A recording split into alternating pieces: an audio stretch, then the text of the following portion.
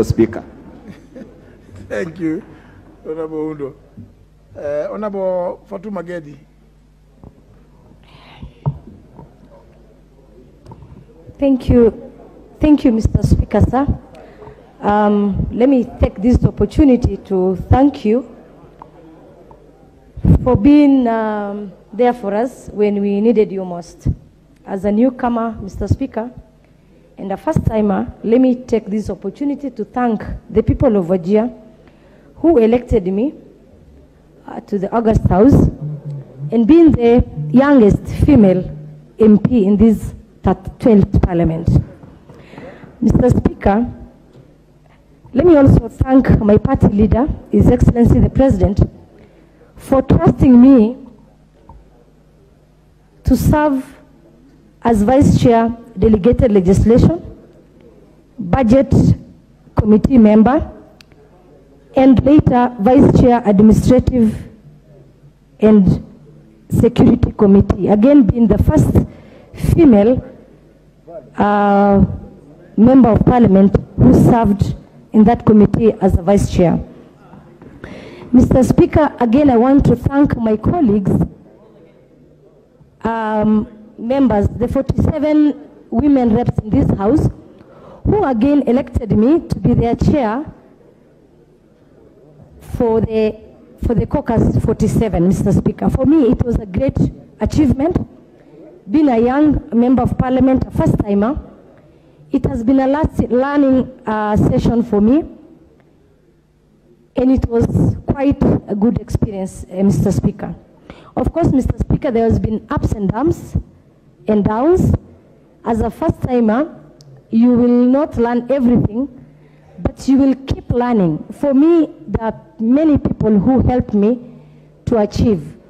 Mainly the committee members, my colleagues. I want to take this opportunity to thank them.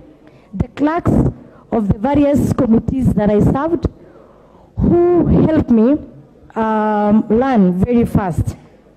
Mr. Speaker, I can say one thing. From where I come from the north.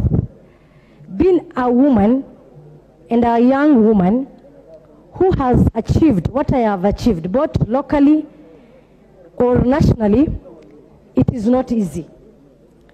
But in life, Mr. Speaker, you need to have consistency, loyalty, and confidence in whatever you're doing.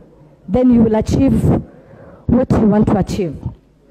Mr. Speaker, in my experience, and you also serve as the chair of powers and privilege, I have encountered a lot of controversies. One of them being the famous fake video that was manufactured. And I want to thank you sincerely. The way you conducted that proceedings with fairness, and you allowed Kenyans to know the truth, Mr. Speaker. It's something that I can never wish to happen to any person, any woman, any leader, Mr. Speaker. For me, that time, it was a trying moment for me. And I'm happy that I had good friends and colleagues who stood with me. And from the onset, Mr. Speaker, I want to thank Honorable Sabina Chege, Honorable Naisula Laisuda, Honorable Gladys Wanga, Honorable Sophia Abdinur, who is also my mentor. Those are the women, Mr. Speaker, who stood with me. And Mr. Speaker, I said, you carried that proceeding with fairness, and you showed Kenyans that what happened was wrong. Mr. Speaker, lastly, I want to thank His Excellency the President in trusting me, because today, Mr. Speaker, the achievements, the projects I have done for my people, when I served as a member of Budget Committee, it's something that today that will bring me back to this Parliament. The advice to the voters is, you cannot change leaders halfway. Give the leaders opportunity to learn, to help their people, so that when they come back, they can continue with the work they've started.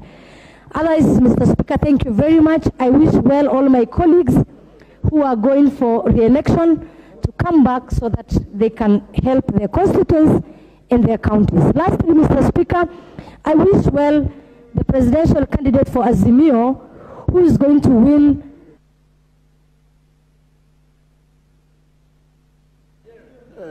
Honorable Ole Kenta. Thank you, Honorable Speaker. I'd also like to take this opportunity to thank you for what you have done for this country